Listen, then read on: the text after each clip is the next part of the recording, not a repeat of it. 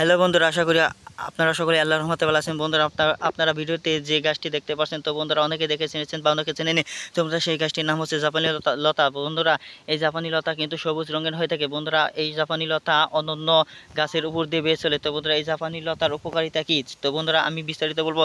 তো বন্ধুরা, যাদের গোপন সমস্যা রয়েছে, তো বন্ধুরা তারা যদি এই জাপানি লতা গাছ ব্যবহার করে তাদের গোপন সমস্যা বৃদ্ধি পাবে। তো বন্ধুরা, তাদের গোপন সমস্যা থেকে মুক্তি পাবেন।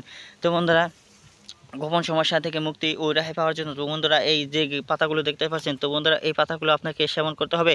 বন্ধুরা, পাতাগুলো আপনারা কী নেমে সেবন করবেন এখন বলে নেই। বন্ধুরা, পাতাগুলোকে আপনারা ডলে নেবেন হাত দ্বারা বা যে কোনো জিনিস দিয়ে।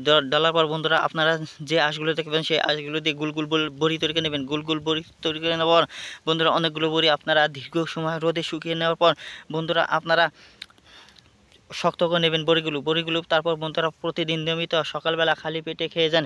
তো বন্ধুরা, বিশ্বাস করুন, প্রতিদিন সকালবেলা খালি পেটে যদি এরকমভাবে আপনারা নিয়মিত দীর্ঘ সময় সেবন করতে পারেন, ইনশাআল্লাহ, তাহলে আপনারা কোনো না কোনো উপকার পাবেন। বন্ধুরা, তার কারণ হচ্ছে আপনাদের গোপন সমস্যা থেকে মুক্তি পাবেন এবং কি দীর্ঘ 2 মাস এই বড়িগুলো সেবন করতে হবে। বন্ধুরা, এই নিয়মে যদি আপনারা দীর্ঘ 2 মাস সেবন করতে পারেন, সকালবেলা খালি পেটে এবং রাত্রিকালে খাওয়ার পর নিয়মিত সেবন করতে পারেন, ইনশাআল্লাহ আপনাদের গোপন সমস্যা থেকে মুক্তি পাবেন। ধন্যবাদ আপনাদেরকে।